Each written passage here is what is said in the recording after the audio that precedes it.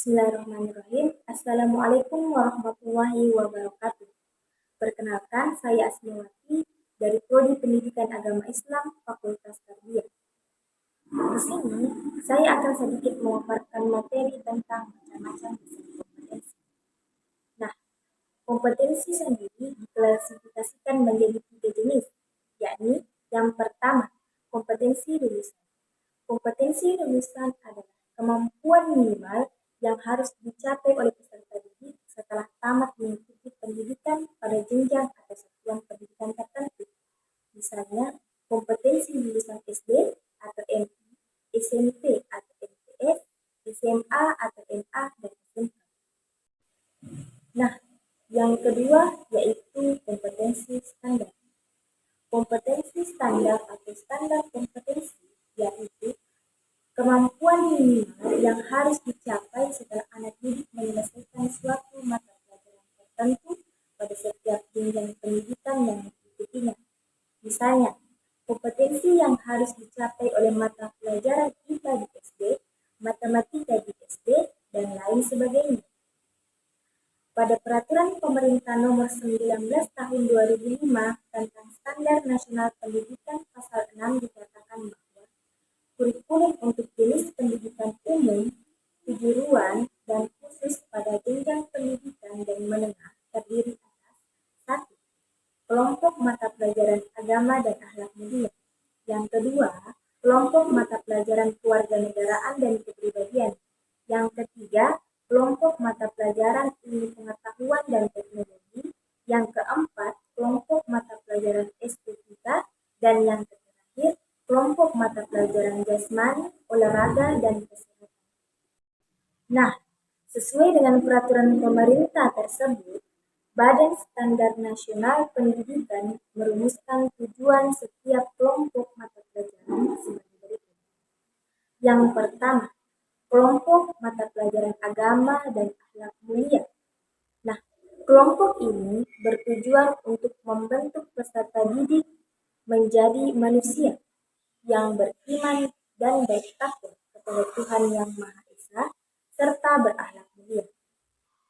Tujuan tersebut dicapai melalui muatan atau kegiatan agama, garaan, kepribadian, ilmu pengetahuan dan teknologi, estetika, jasmani, olahraga, dan kesehatan. Yang kedua, kelompok mata pelajaran kewarganegaraan dan kepribadian.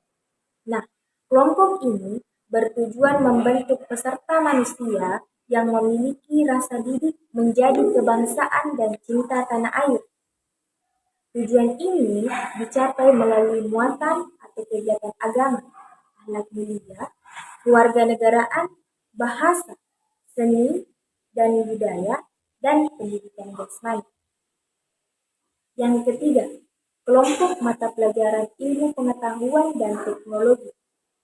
Kelompok ini bertujuan mengembangkan logika dan kemampuan berpikir serta analisis peserta didik. Yang keempat, kelompok mata pelajaran estetika. Nah, kelompok ini bertujuan membentuk karakter peserta didik menjadi manusia yang memiliki rasa seni dan pemahaman budaya. Yang terakhir, kelompok mata pelajaran jasmani, olahraga, dan kesehatan. Kelompok ini sendiri bertujuan membentuk karakter peserta didik agar sehat jasmani dan rohani, serta menumbuhkan rasa sportivitas. Nah, kompetensi yang ketiga yaitu kompetensi dasar. Kompetensi dasar adalah kemampuan minimal yang harus dicapai peserta didik dalam penguasaan konsep atau materi pelajaran yang diberikan dalam kelas pada jenjang pendidikan tertentu.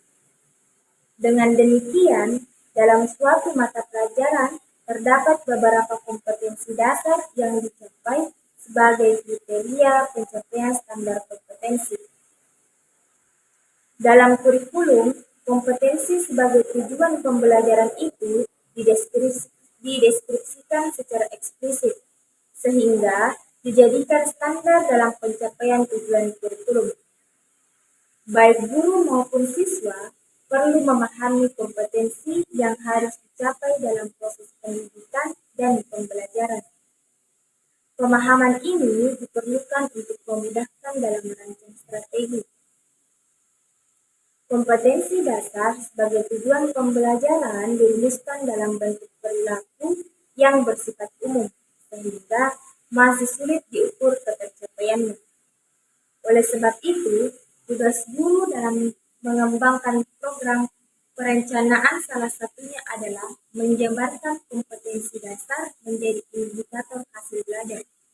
Nah, indikator hasil belajar inilah yang menjadi kriteria keberhasilan pencapaian kompetensi dasar. Nah, indikator hasil belajar adalah tujuan pembelajaran yang diharapkan dapat dimiliki oleh siswa setelah mereka melakukan proses pembelajaran tertentu. Dengan demikian, indikator hasil belajar merupakan kemampuan siswa yang dapat diobservasi. Artinya, apa hasil yang diperoleh siswa setelah mereka mengikuti proses pembelajaran? Selanjutnya, bagaimana cara merumuskan tujuan pembelajaran atau indikator hasil belajar itu? Dalam rumusan yang lengkap, ada 4 komponen pokok yang harus tampak dalam rumusan indikator hasil belajar, seperti yang digambarkan dalam pertanyaan berikut. Pertanyaan pertama, siapa yang belajar atau yang diharapkan dapat mencapai tujuan atau mencapai hasil belajar itu? Pertanyaan ini berhubungan dengan subjek belajar. Rumusan indikator hasil belajar sebaiknya mencantumkan subjek yang melakukan proses belajar, misalkan untuk siswa, peserta belajar, peserta penataran, dan lain sebagainya. Penentuan subjek ini sangat penting. Pertanyaan kedua, tingkah laku atau hasil belajar yang bagaimana yang diharapkan dapat dicapai itu? Pertanyaan ini berhubungan dengan tingkah laku sarang belajar yang harus muncul sebagai indikator hasil belajar setelah subjek mengikuti atau melaksanakan proses pembelajaran. Tingkah laku sebagai hasil belajar itu dirumuskan dalam kompetensi yang dapat diukur atau yang dapat ditampilkan melalui perform siswa. Melalui kompetensi yang diukur itu dapat ditentukan apakah belajar yang dilakukan oleh siswa sudah berhasil mencapai tujuan atau belum. Istilah-istilah tingkah laku yang dapat diukur sehingga menggambarkan indikator hasil belajar itu diantaranya sebagai berikut, yaitu mengidentifikasi, menyebutkan, menyusun, menjelaskan, mengatur, dan membedakan. Sedangkan istilah-istilah untuk tingkah laku yang tidak ukur sehingga kurang tepat dijadikan sebagai tingkah laku dalam tujuan pembelajaran karena tidak menggambarkan indikator hasil belajar, misalnya mengetahui, menerima, memahami, mencintai, mengira-ngira, dan lain sebagainya. Pertanyaan selanjutnya, dalam kondisi yang bagaimana hasil belajar itu dapat ditampilkan? Nah, pertanyaan ini berhubungan dengan kondisi atau dalam situasi di mana subjek dapat menunjukkan kemampuannya. Rumusan tujuan pembelajaran yang baik harus dapat menggambarkan dalam situasi dan keadaan yang bagaimana subjek dapat mendemonstrasikan performanya. Pertanyaan terakhir, seberapa jauh hasil belajar itu bisa diperoleh? Pertanyaan ini berhubungan dengan standar kualitas dan kuantitas hasil belajar. Artinya, standar minimal yang harus dicapai oleh siswa.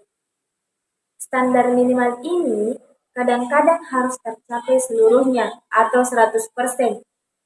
Namun, kadang-kadang juga harus sebagian saja. Kompetensi yang berhubungan dengan kemampuan teknis atau skill, misalnya biasanya standar minimal harus seluruhnya tercapai, sebab kalau tidak akan sangat memengaruhi kualitas pembelajaran. Nah, dari uraian tersebut dapat kita pahami bahwa dalam proses pembelajaran pada setiap mata pelajaran, sebetulnya yang harus dicapai oleh guru adalah standar kompetensi setiap mata pelajaran. Namun, oleh karena standar kompetensi yang harus dicapai siswa memiliki cakupan yang sangat luas, maka dijabarkan pada kompetensi dasar. Kompetensi dasar inilah yang merupakan standar minimal yang harus dikuasai siswa dalam setiap mata pelajaran. Melalui kompetensi dasar ini juga dapat dilihat keluasan dan kedalaman materi dalam setiap mata pelajaran. Seperti yang telah dijelaskan, standar kompetensi dan kompetensi dasar telah dirumuskan dalam standar isi. Dengan demikian, tugas guru dalam menjabarkan kompetensi dasar tersebut ke dalam indikator hasil belajar sebagai kriteria pencapaian kompetensi dasar.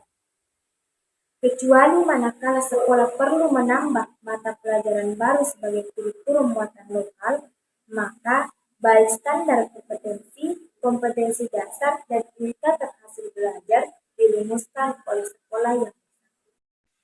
Baik, itulah macam-macam desain kompetensi yang bisa saya paparkan.